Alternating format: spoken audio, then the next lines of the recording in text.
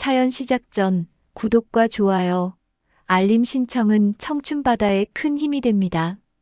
그럼 지금부터 사연 시작하겠습니다. 자정이 조금 넘은 시각, 나는 침대 옆 요람을 내려다보고 있다. 그 안에 아기가 자고 있다. 6개월 된 사내 아이. 통통한 볼, 작은 주먹을 꼭 쥔 채 곤히 잠들어 있다. 누가 봐도 사랑스러운 아기다. 하지만 나는 이 아이를 사랑할 수 없다. 이 아이는 내 아들이 아니니까. 내 아내가 다른 남자와 만들어낸 아이. 법은 이 아이를 내 자식이라고 우긴다. 하지만 내 핏줄이 아니다. 손에 쥔 건 베개다. 이걸로 저 작은 얼굴을 덮으면 어떻게 될까? 5분이면 충분할까? 아니, 3분이면 될까? 손이 떨린다. 나는 악마인가? 이런 생각을 하는 나는 인간인가? 하지만 이 아이만 없다면, 이 아이만 사라진다면 나는 자유로워질 수 있다. 이 지옥이 어떻게 시작됐는지 지금부터 나의 이야기를 시작하겠다. 작년 봄이었다. 결혼 17년 차. 나 민호는 44, 평범한 회사원이었다. 아내 선영이는 43, 아이의 엄마. 큰애가 16, 둘째가 12살, 막내가 10살이었다. 행복했냐고? 글쎄, 우리는 이미 오래전에 부부가 아니었다. 그저 한 집에 사는 남남이었다. 대화는 끊긴 지 오래, 잠자리는 더더욱. 하지만 이혼할 이유도 없었다. 아이들이 있었고 세간의 시선이 있었다. 그렇게 살아가는 부부 많지 않나. 우리만 특별한 건 아니었다. 하지만 그의 몸부터 뭔가 달랐다. 선영이가 변하기 시작했다. 여보, 오늘 저녁 늦을 것 같아. 또 응, 수연이랑 옛날 직장 동료들 만나기로 했어. 일주일에 서너 번씩 외출이 잦아졌다. 처음엔 대수롭지 않게 생각했다. 집에만 있던 여자가 사회생활 하는 것도 좋은 일이지. 근데 옷차림이 달라졌다. 집에서 편한 옷만 입던 여자가 화장을 하기 시작했다. 백화점 쇼핑백이 늘어났다. 원피스, 블라우스, 핸드백. 이거 언제 샀어? 지난주에 세일해서. 대답은 짧았다. 더 이상 말을 잇지 않았다. 향수 냄새도 났다. 비싼 향수였다. 내가 사준 적 없는 향수 바꿨네. 응. 비싸 보이던데. 친구가 선물로 줬어. 친구? 어떤 친구가 30만 원짜리 향수를 선물하나. 하지만 나는 더 묻지 않았다. 그러던 어느 날 둘째가 심드렁하게 말했다. 아빠, 엄마 요즘 자주 전화해. 목소리가 이상해. 무슨 소리야? 몰라. 그냥 웃는 소리가 이상했어. 오빠라고 부르던데? 심장이 철렁 내려앉았다. 오빠? 응. 엄마가 전화 받으면서 방으로 들어가더니 웃으면서 얘기했어. 근데 아빠한테는 그렇게 안 웃잖아. 아이의 말은 거기서 끝났다. 하지만 그 한마디가 내 머릿속을 온종일 맴돌았다. 오빠? 선영이는 외동딸이다. 오빠가 없다. 그날 밤 선영이는 11시가 넘어서 들어왔다. 술 냄새가 났고 기분이 좋아 보였다. 어디 갔다 왔어? 말했잖아, 친구들이랑. 이렇게 늦게까지? 아니, 왜 이래? 집에만 있으라는 거야? 쏘아붙이는 말투. 예전엔 이러지 않았다. 선영이는 목소리 한번 높인 적 없는 조용한 여자였다. 하지만 지금은 달랐다. 나를 대하는 태도가, 말투가, 눈빛이 달랐다. 아니, 그게 아니라 요즘 너무 자주 나가는 것 같아서. 난 맨날 집에만 있었어. 17년 동안. 지금 좀 나간다고 뭐라고 하는 거야? 목소리가 높아졌다. 아이들이 깰까봐, 나는 입을 다물었다. 선영이는 화장도 지우지 않고 침대로 들어갔다. 난 소파에 앉아 담배를 꺼냈다. 원래 끊었던 담배였다. 하지만 그날은 참을 수 없었다. 연기를 내뿜으며 생각했다. 설마 그런 건 아니겠지. 하지만 마음 한구석에서 속삭이는 목소리가 있었다. 알면서 모르는 척하는 거잖아. 나는 그 목소리를 애써 무시했다. 다음 날부터 관찰하기 시작했다. 아내의 일거수일투족을. 휴대폰을 몰라치면 재빨리 화면을 껐다. 비밀번호도 바꿨다. 예전엔 우리 결혼기념일이었는데 지금은 아니었다. 카드 명세서를 확인했다. 매주 화요일과 금요일 같은 지역에서 결제가 일어났다. 강남의 한 호텔. 심장이 뛰기 시작했다. 영수증을 뒤졌다. 쓰레기통에서 찾았다. 고급 레스토랑, 카페, 백화점. 내가 모르는 소비들. 그리고 결정적으로 어느 날 선영이의 차에서 찾았다. 조수석 아래에 떨어진 남자용 팔찌. 금으로 만든 비싼 거였고 안쪽에 이니셜이 새겨져 있었다. JW. 내 이니셜이 아니었다. 손이 떨렸다. 팔찌를 쥔 손에 힘이 들어갔다. 그날 밤 선영이에게 물었다. 이거 뭐야? 팔찌를 내밀었다. 선영이의 얼굴이 하얗게 질렸다. 그게 누구 거야? 친구 거. 어떤 친구? 수연이 남편. 차에 놓고 내렸대. 돌려주려고. 거짓말이었다. 눈빛으로 알 수 있었다. 수연이 남편 이름이 뭔데? 왜 이래? 대체 왜 이러는데? 선영이가 소리치며 팔찌를 가방에 쑤셔 넣었다. 나 못 믿는 거야? 17년을 같이 살았는데? 그래! 17년을 살았는데! 근데 너 요즘 이상해! 뭐가 이상한데? 다 이상해. 밤에도 자꾸 늦게 들어오고 새 옷, 화장, 향수, 그리고 이 팔찌! 미쳤어 정말? 선영이는 방으로 들어가 문을 쾅 닫았다. 나는 거실에 혼자 남았다. 가슴이 답답하고 숨이 막혔다. 이건 뭔가 잘못됐다. 다음 날 나는 결심했다. 확실히 알아야겠다고.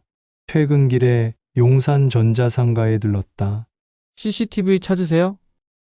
네, 소형으로요. 와이파이 연결되고 스마트폰으로 볼 수 있는 거요. 아, 가정용으로 많이 찾으시는 거네요. 점원은 능숙하게 제품을 꺼냈다. 요즘 많이 나가요. 집 보안용으로도 쓰고 뭐 다른 용도로도. 다른 용도. 점원은 의미심장하게 웃었다. 나만 이런 짓 하는 게 아니구나. 15만 원. 비싸지 않았다. 진실을 확인하는데 15만 원이면 싸다. 주말에 선영이가 외출했을 때 설치했다. 거실 책장 위, 화분 뒤에 숨겼다. 거실과 주방이 다 보이는 각도였다. 아빠 뭐해?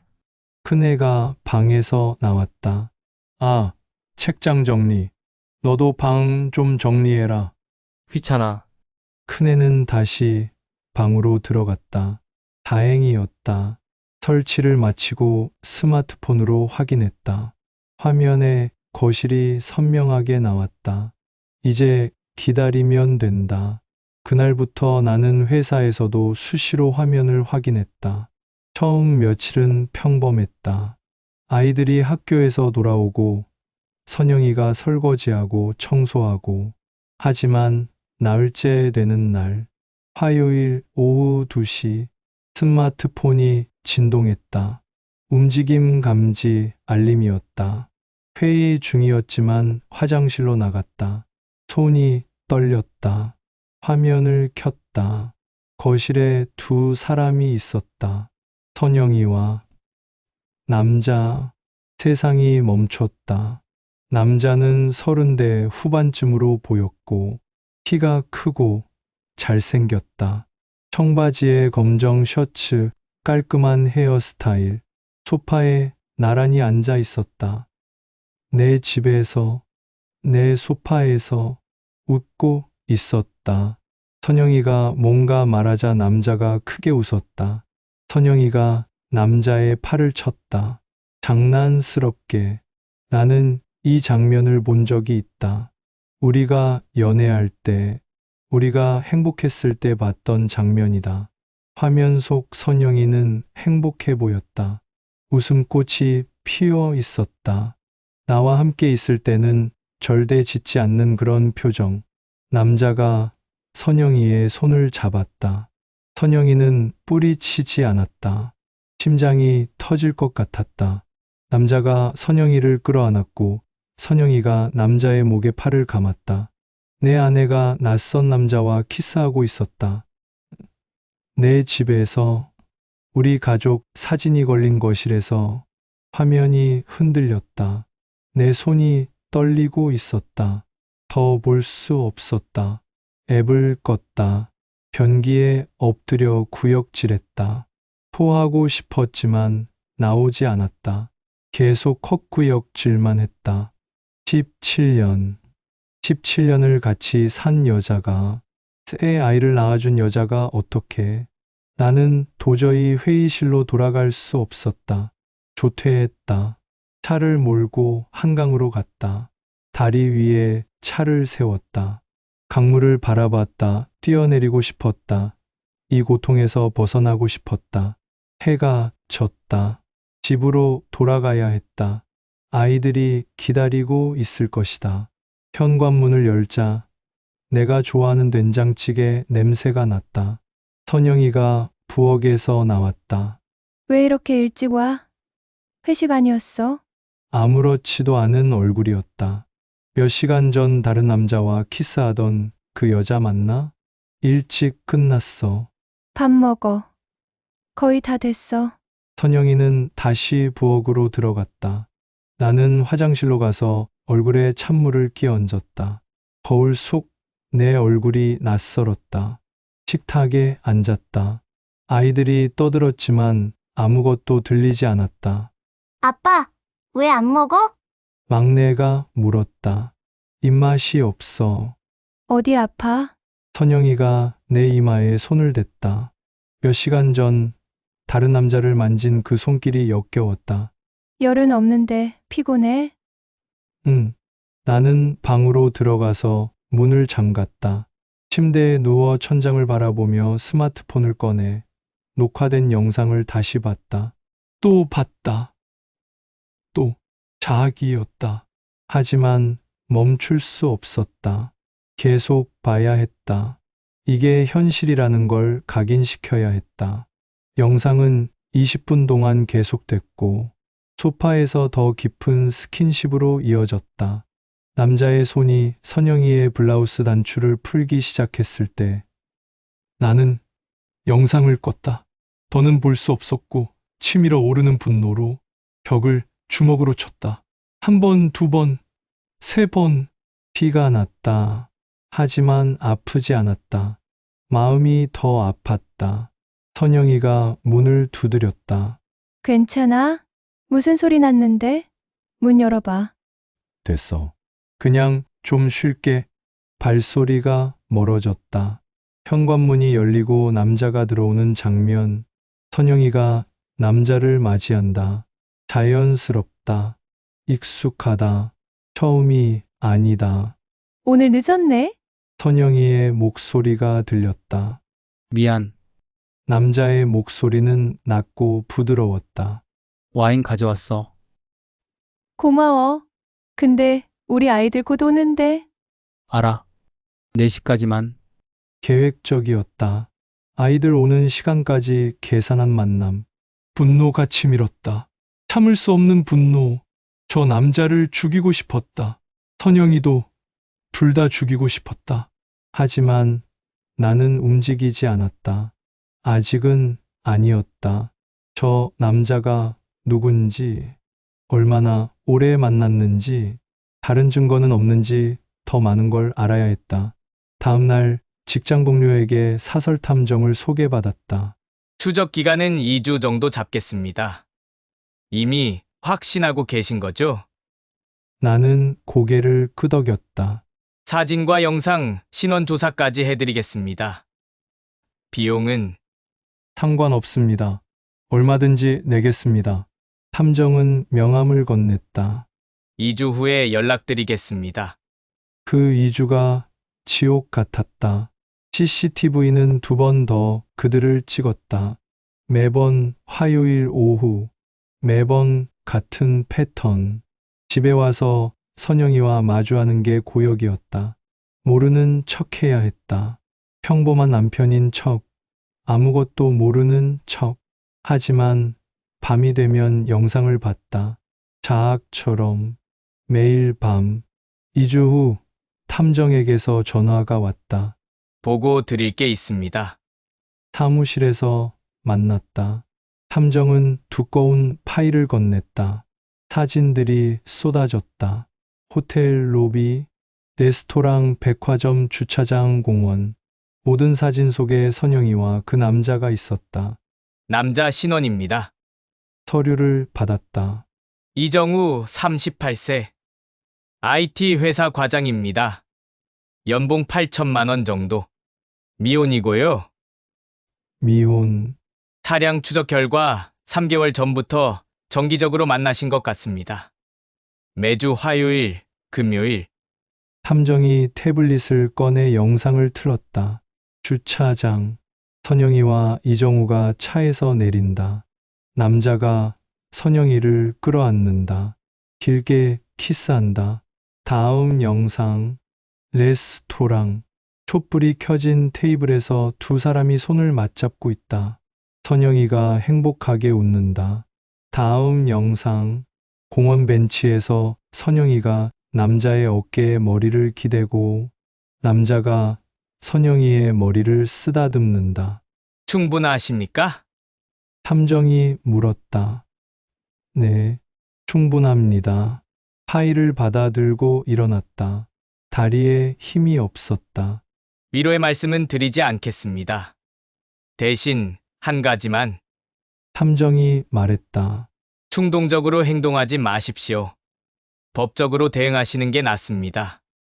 나는 대답하지 않았다. 집으로 돌아왔다. 선영이는 부엌에서 저녁을 준비하고 있었다. 왔어?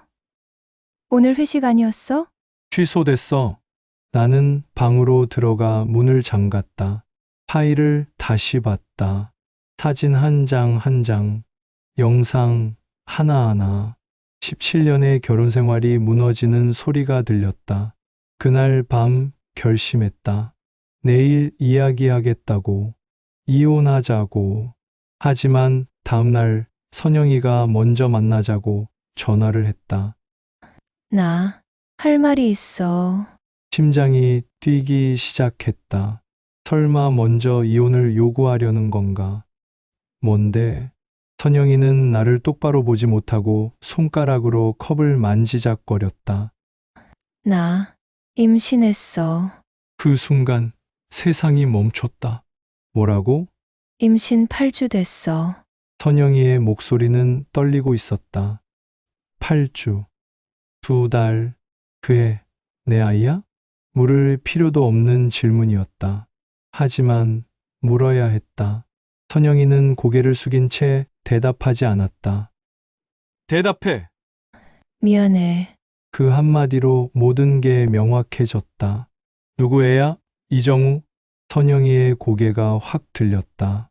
놀란 표정이었다. 어떻게? 어떻게 알았냐고? 당연히 알지. 나는 파일을 꺼내 테이블에 던졌다. 사진들이 흩어졌다. 호텔, 레스토랑, 키스, 포옹. 선영이의 얼굴이 하얗게 질렸다. 이건 3개월이었지? 아니, 더 오래됐을 수도 있고. 미안해. 정말 미안해. 미안하다고? 그게 끝이야? 목소리가 높아졌다. 17년을 같이 살았어. 새 아이를 낳았어. 그런데 다른 남자 만나서 애까지 가졌어? 나도 어쩔 수 없었어. 어쩔 수 없었다고? 무슨 소리야? 당신은 몰라. 나한테 얼마나 무관심했는지. 언제 한 번이라도 나를 봐줬어? 선영이가 소리쳤다. 17년 동안 나는 그냥 애 엄마였어. 밥하는 기계, 빨래하는 기계. 한 번도, 단 한 번도 여자로 대해주지 않았잖아. 그래서 바람 핀 거야? 정우 씨는 달랐어. 나를 여자로 봐줬어. 나를 사랑해줬다고.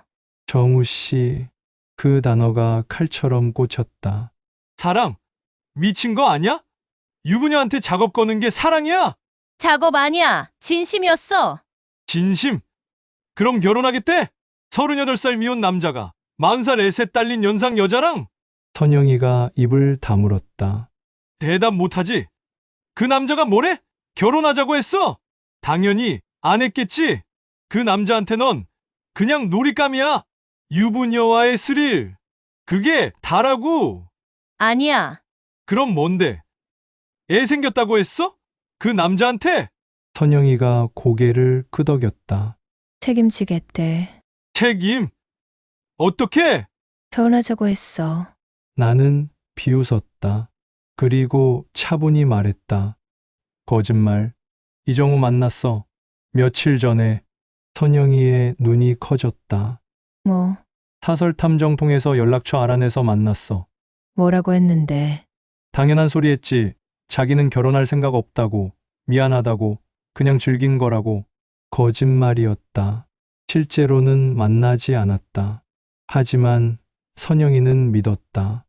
거짓말. 거짓말 아니야. 내가 확인해봐. 전화해서 물어봐. 정말 결혼할 거냐고. 선영이는 울기 시작했다. 아니야. 정우 씨는 그런 사람 아니야. 그런 사람이야. 넌 이용당한 거야. 선영이가 절망하며 울었다. 나는 그 모습을 봤지만 동정심이 들지 않았다. 분노만 있었다. 이혼해. 이혼하자. 당장. 아이들은 어떻게 해? 넌 자격 없어. 내가 키울 거야. 넌 나가. 내 애들이야. 내 애들. 선영의 말에 화가 치밀어 올랐다. 그럼 그 뱃속에는 누구 애야? 선영이가 말을 잇지 못했다. 오늘 안으로 짐 싸. 그리고 나가 어디든. 여보, 제발. 됐어. 더 이상 할 말 없어. 나의 차가운 태도에 선영이는 더 이상 아무 말도 못하고 일어나서 카페를 나갔다. 돌아보지 않았다. 그냥 걸어갔다. 비틀거리면서 아이들이 학교에서 돌아왔다. 아빠, 엄마 어디 갔어? 외할머니 집. 언제 와? 모르겠다. 큰애가 내 눈을 똑바로 봤다. 그리고 아무 말도 하지 않았다. 그 아이는 알고 있었다. 엄마가 돌아오지 않을 거라는 걸. 일주일이 지났다. 선영이에게서 문자가 왔다. 만날 수 있을까? 집 근처 카페에서 만났다. 선영이는 초췌해 보였다. 살이 빠졌고 눈 밑에 다크서클이 깊었다. 이혼합의서 가져왔어. 선영이가 서류를 꺼냈다. 조건은 없어. 당신이 원하는 대로. 양육권은 당신이 가져. 나는 자격이 없어. 재산 분할은 그것도 필요 없어. 그냥 보내줘. 나는 서류를 받아들었다. 읽어볼 것도 없었다. 사인해. 선영이가 떨리는 손으로 사인했다.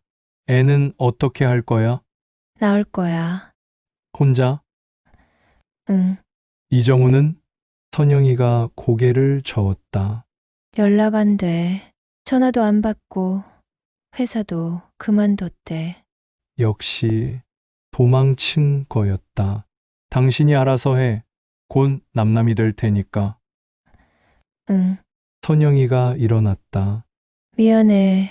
정말 미안해. 나는 대답하지 않았다. 선영이가 카페를 나갔다.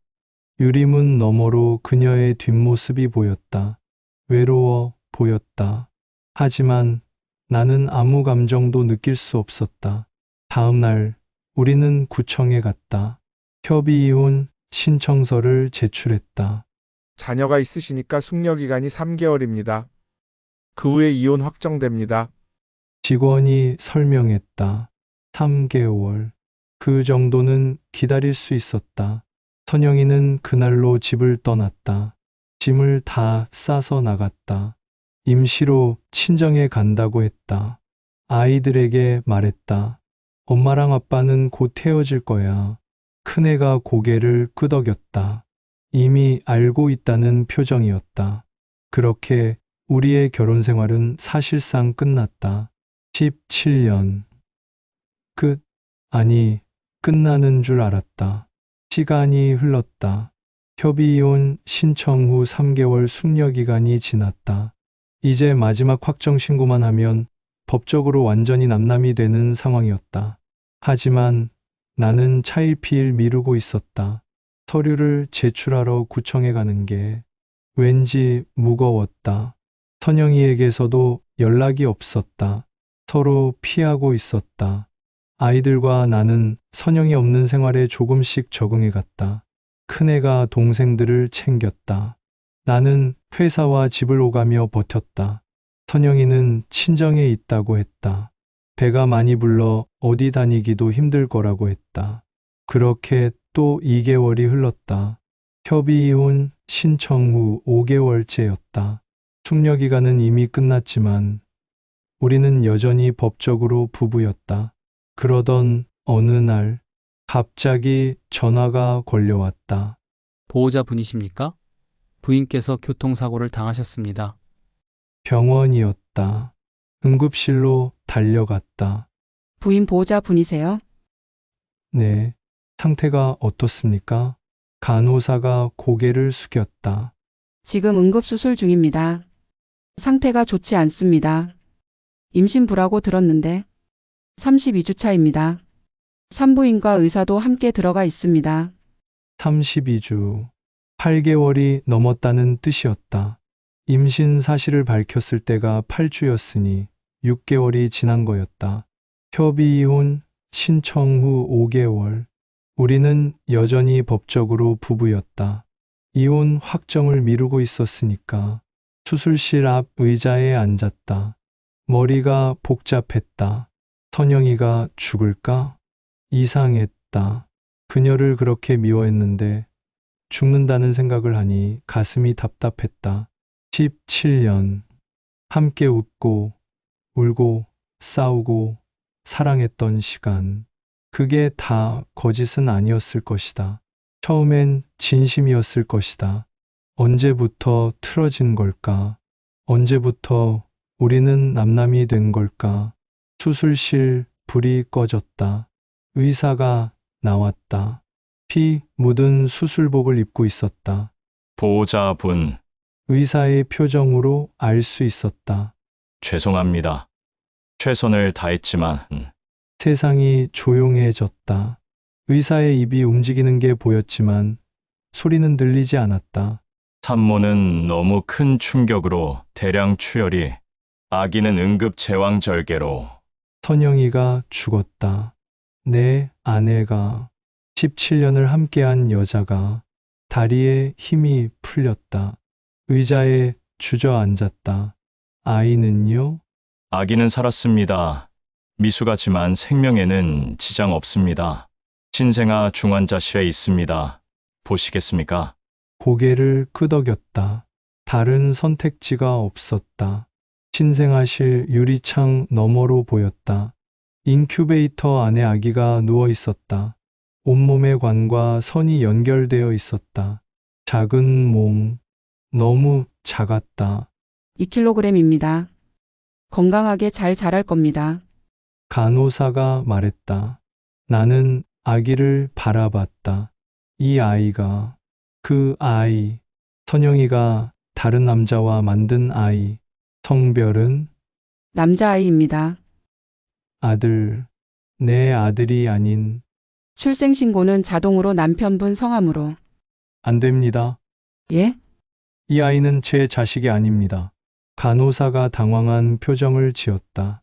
하지만 법적으로는 법이 뭐가 중요해요? 내 아이 아니에요. 목소리가 커졌다. 지나가던 사람들이 돌아봤다. 일단 차분히.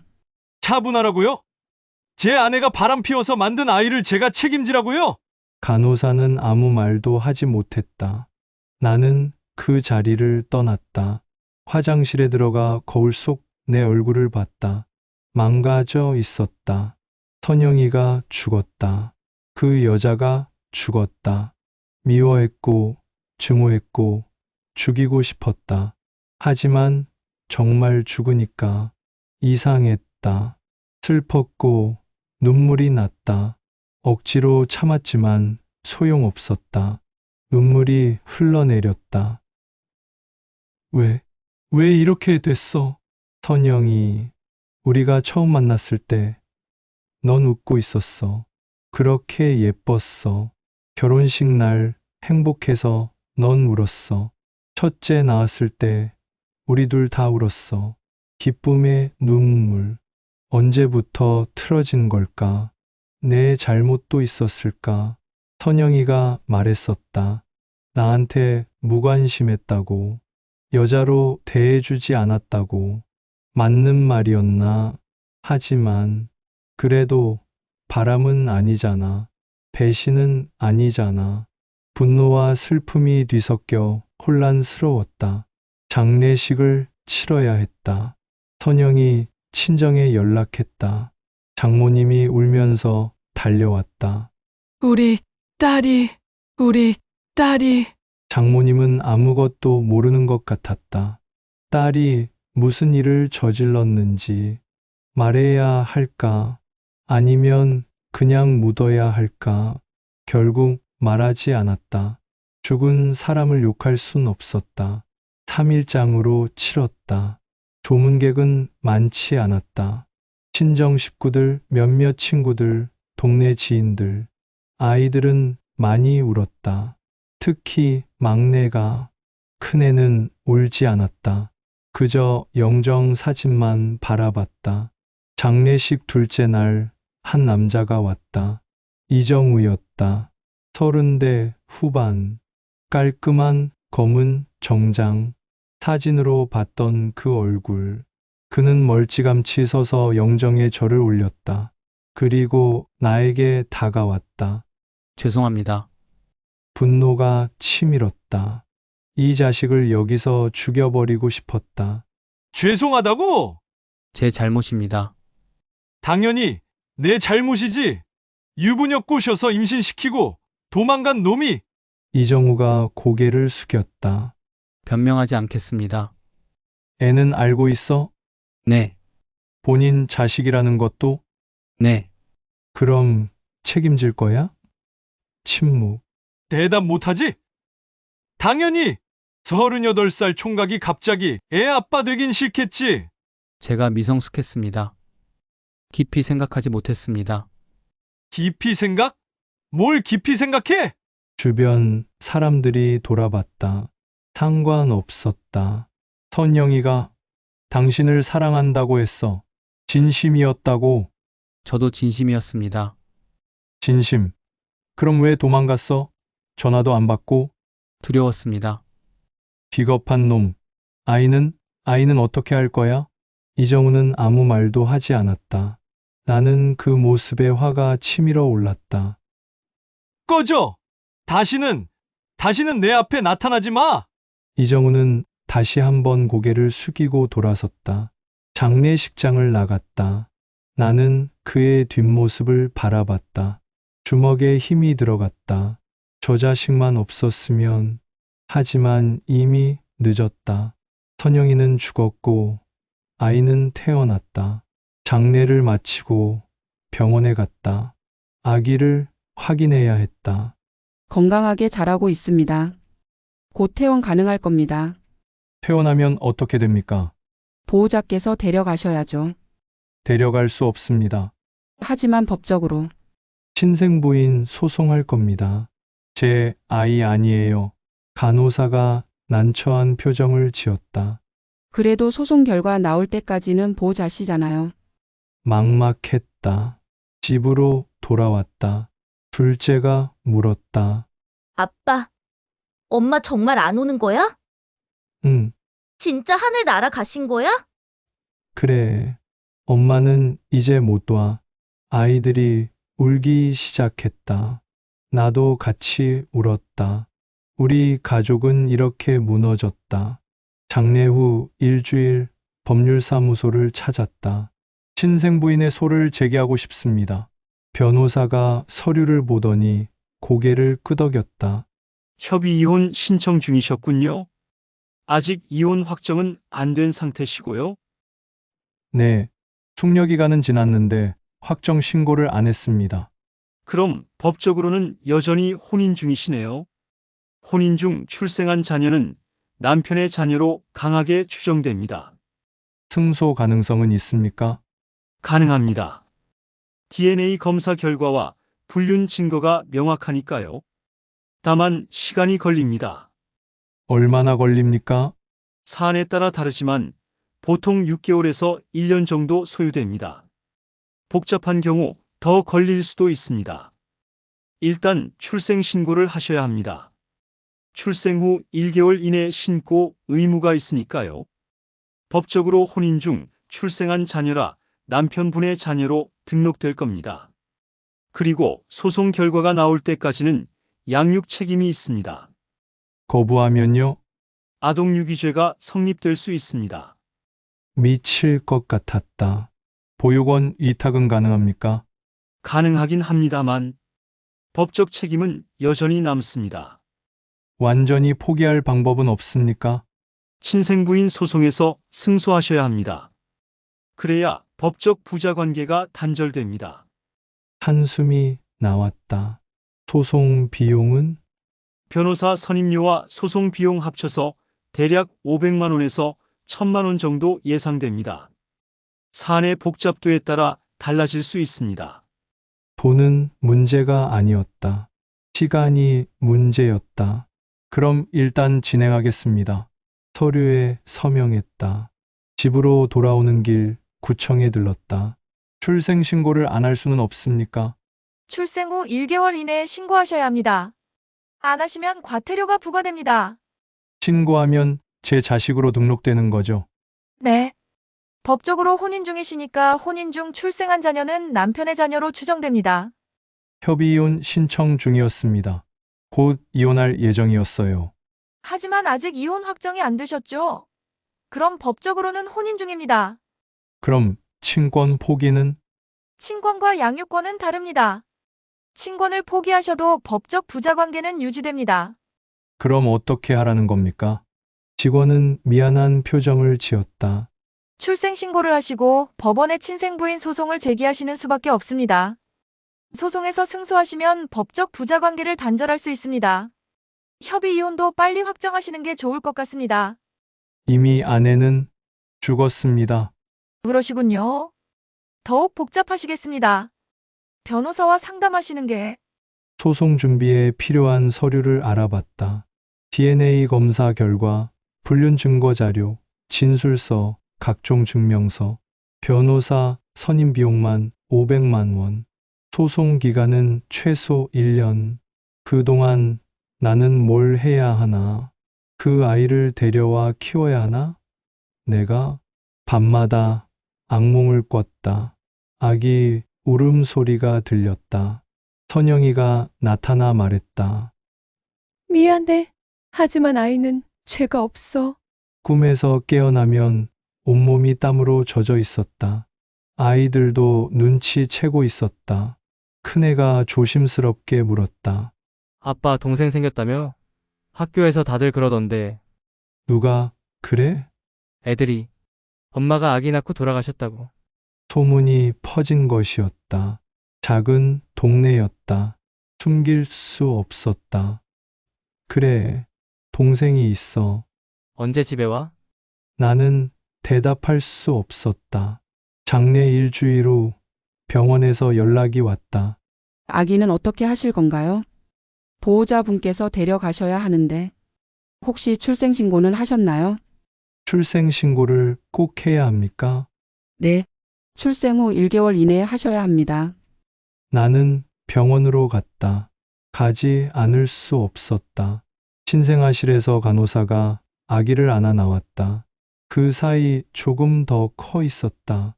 2.5kg쯤 될까? 안아보시겠어요? 나는 물러섰다. 저는 처음이시라 낯설으시죠? 괜찮습니다. 천천히 하시면 돼요. 간호사는 내 팔에 아기를 안겼다. 거부할 틈이 없었다. 작았다. 너무나 작고 가벼웠다.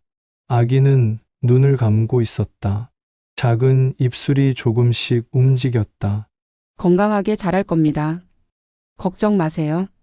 간호사는 웃었다. 하지만 나는 웃을 수 없었다. 이 아이는 내 자식이 아니다. 아내를 배신한 남자의 자식이다. 입양 보낼 수는 없습니까? 간호사의 얼굴이 굳었다. 무슨 말씀이세요? 그래도 보호자이시잖아요. 이 아이는 제 아이가 아닙니다. 입양 보내고 싶습니다.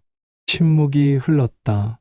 간호사는 난처한 표정으로 아기를 다시 받아갔다. 한 달이 더 지났다. 병원에서 계속 연락이 왔다. 보호자님, 아기를 계속 병원에 둘 수는 없습니다. 조금만 더 시간을 주십시오. 이미 한 달 넘게. 알고 있습니다. 결국 나는 결정을 내렸다. 출생 신고를 했다. 김준서, 법적으로 내 아들로 등록됐다. 하지만 동시에 친생부인 소송도 제기했다. 이 아이와의 법적 관계를 끊기 위해. 그리고 보육원에 위탁했다. 한 번도 안아보지 않고 보육원에 연락했다. 아이를 위탁하고 싶습니다. 언제까지 맡기실 계획이신가요? 친생부인 소송이 끝날 때까지입니다. 1년 정도 걸릴 것 같습니다. 알겠습니다. 다만 법적 보호자 지위는 유지됩니다. 알고 있습니다. 죄책감이 들었다. 하지만 어쩔 수 없었다. 그날 밤 술을 마셨다. 혼자서 소주 몇 병을 비웠다. 취해서 선영이 번호로 전화를 걸었다. 물론 받지 않았다.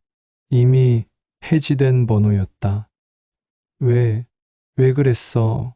우리가 뭐가 부족했어? 혼자 중얼거렸다. 대답은 없었다. 한 달 후 DNA 검사 결과가 나왔다. 부정입니다. 99.99% 이상의 확률로 친자 관계가 아닙니다. 예상했던 결과였다. 하지만 서류로 보니 다시 한번 마음이 무너졌다. 그럼 친아버지는? 이정우는 어디 있나? 탐정에게 다시 의뢰했다. 이정우 행방을 찾아주십시오. 일주일 후 결과가 왔다. 부산으로 이사 갔습니다. 회사도 옮겼고요. 새 연락처입니다. 이정우에게 전화했다. 여보세요? 나야. 아이 태어났어. 당신 아들. 죄송합니다. 죄송하다고? 그게 끝이야? 책임 안 질 거야? 제가 미성숙해서. 미성숙? 38살이 미성숙?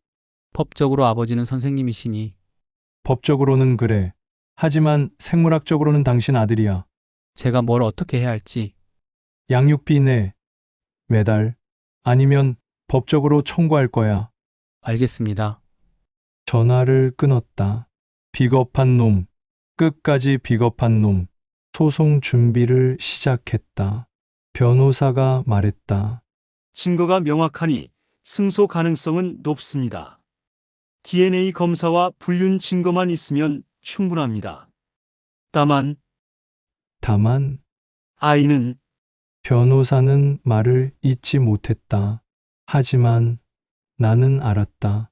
내가 이기더라도 아이는 갈 곳이 없다는 것을.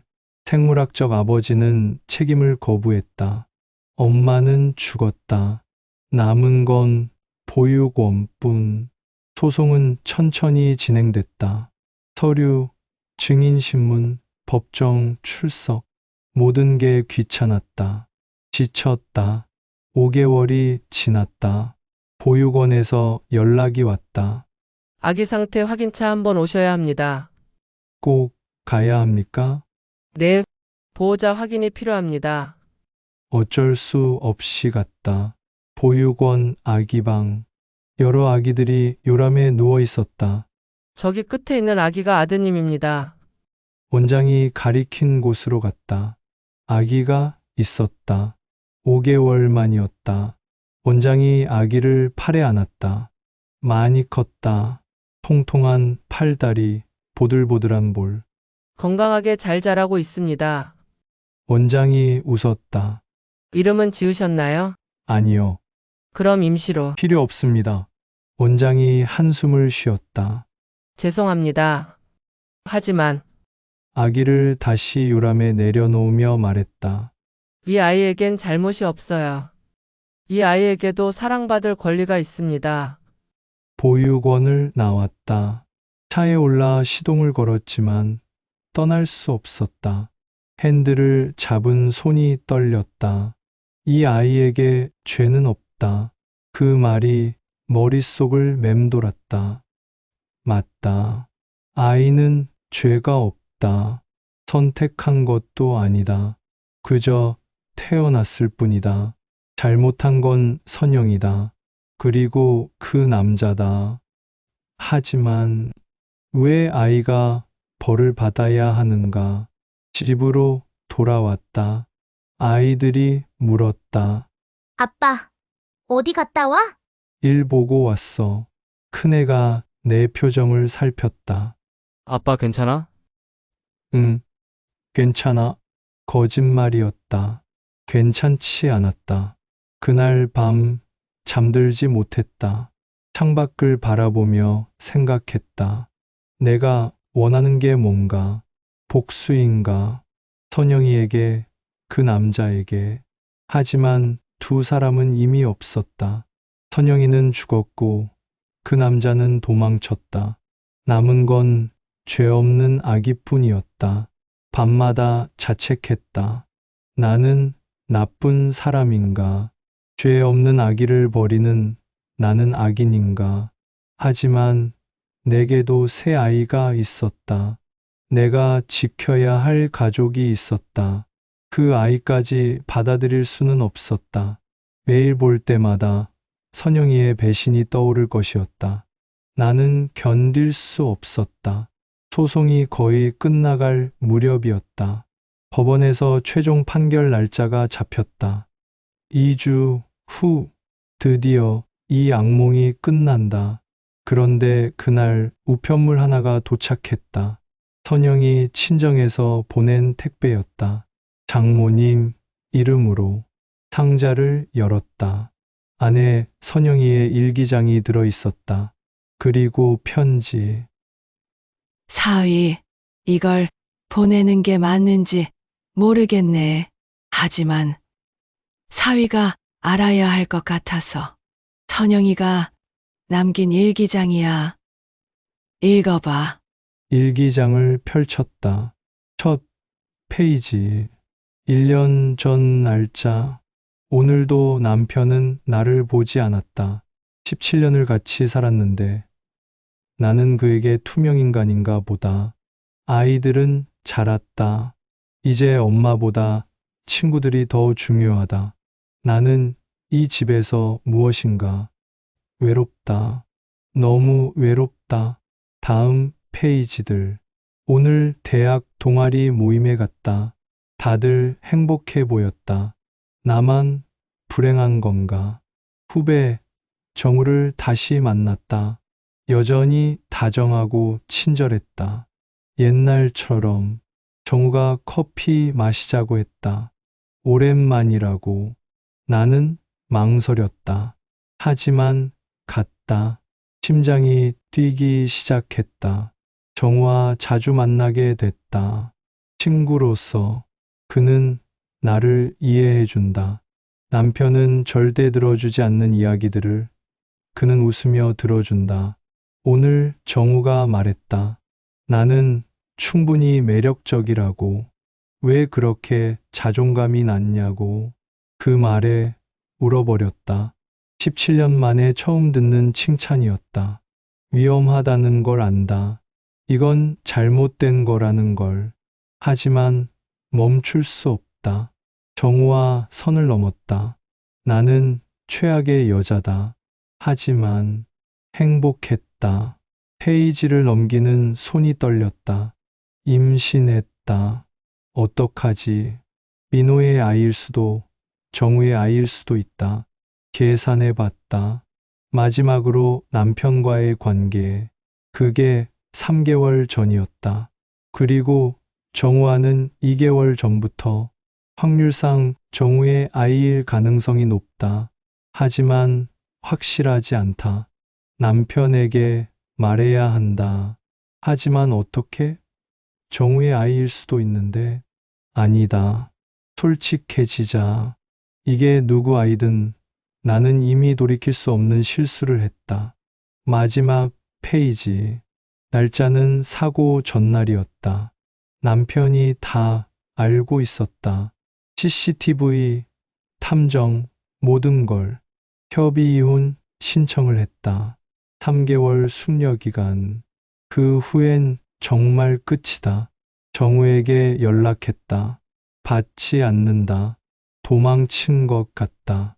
역시 나는 이용당한 거였나. 아이는 낳을 것이다.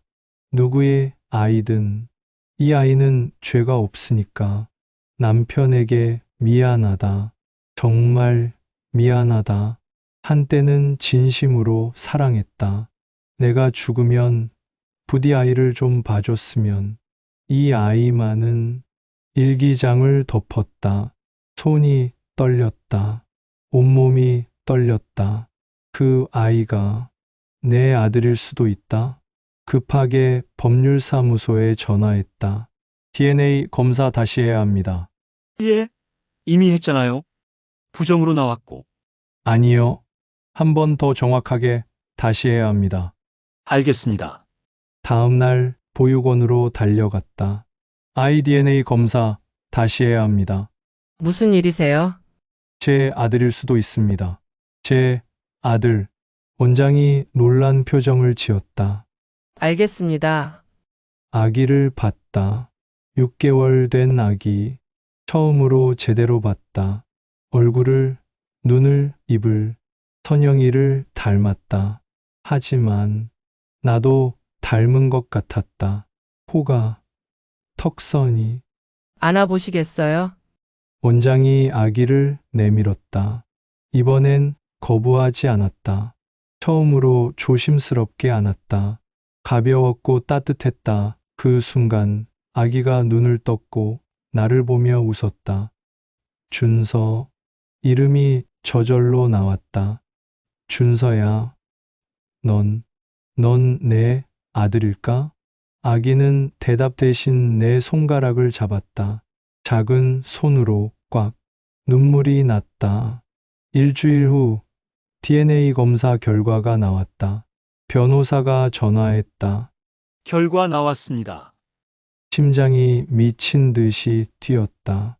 양성입니까? 음성입니까? 음성입니다. 99.99% 이상의 확률로 친자 관계가 아닙니다. 세상이 무너졌다. 확실합니까? 확실합니다. 전화를 끊었다. 내 아들이 아니었다. 역시 내 아들이기를 바랐던 선영이의 희망사항이었던 거였다. 하지만 아니었다. 소파에 주저앉아 머리를 감싸 쥐었다. 왜 이렇게 실망스러울까? 왜 이렇게 가슴이 아플까? 그 아이가 내 아들이 아니라는 게 왜 이렇게 슬플까? 그날 밤 나는 보육원 준서의 요람 앞에 서 있었다. 아기는 곤히 자고 있었다. 베개를 들었다. 이걸로 저 얼굴을 덮으면. 손이 앞으로 나갔다. 그때 아기가 눈을 떴다. 그리고 나를 보며 웃었다. 젠장. 베개를 떨어뜨리고 무릎을 꿇은 채 나는 하염없이 울었다. 미안해. 누구에게 하는 말인지 몰랐다. 준서에게, 선영이에게, 나 자신에게. 한참을 울었다. 그리고 결심했다. 소송을 취하했다. 변호사가 놀랐다. 왜요? 거의 끝났는데요. 필요 없습니다. 하지만 이 아이는 제 아들입니다. 법적으로 그렇긴 하지만 아니요. 진짜로 제 아들입니다. 변호사는 이해하지 못했다. 나도 완전히 이해하지 못했다. 하지만 확실한 건 준서는 내 아들이었다. 혈연과 상관없이 이미 김준서로 등록된 가족관계 등록부를 그대로 두기로 했다. 친생부인 소송을 취하했으니 준서는 법적으로도 마음으로도 내 아들이 되었다. 나는 보육원에서 준서를 데리고 집으로 왔다. 아이들에게 말했다. 준서는 너희 동생이야. 이제부터 우리 가족이야. 큰애가 물었다. 근데 아빠, 진짜 아빠 아들 아니잖아. 그래, 피는 안 섞였어. 하지만 가족은 피만으로 정해지는 게 아니야. 큰애가 한참을 생각하더니 고개를 끄덕였다. 그래, 가족이네. 둘째와 막내도 준서를 안아줬다. 귀엽다. 우리 동생. 그날 밤 준서를 재우며 생각했다. 여보, 나는 아직도 당신을 용서하지 못했어. 당신이 한 일을, 당신이 나를 배신한 걸. 하지만 이 아이만큼은 지킬게. 왜냐하면 이 아이를 보면 당신이 보여. 당신 웃음, 당신의 눈빛, 당신의 따뜻함. 당신이 나쁜 사람만은 아니었다는 걸 이 아이가 증명해줘. 그리고 어쩌면 이 아이를 사랑하는 것이 내가 당신을 떠나보내는 방법일지도 몰라. 준서가 잠들었다. 나는 아이의 이마에 입을 맞췄다. 잘 자, 아들. 그리고 나도 평화롭게 잠들었다. 3년 후, 준서는 새돌이 됐다. 아빠. 준서가 내게 달려왔다. 나는 아이를 안아 올렸다. 준서 오늘 유치원 재미있었어? 응, 그림 그렸어. 어디 보자. 와, 잘 그렸네. 그림 속엔 5명이 있었다. 나, 큰애, 둘째, 막내, 그리고 준서. 우리 가족. 벽에 걸린 선영이 사진을 봤다. 웃고 있는 사진. 여보, 잘 지내지? 준서 잘 키우고 있어. 걱정 마. 마음속으로 말했다. 분노는 이제 없었다. 슬픔도 많이 가셨다. 남은 건 그리움과 평화였다. 준서가 내 볼에 뽀뽀했다. 아빠 사랑해. 나도 사랑해, 아들. 진심이었다. 혈연과 상관없이 준서는 내 아들이었다. 그리고 나는 준서의 아빠였다.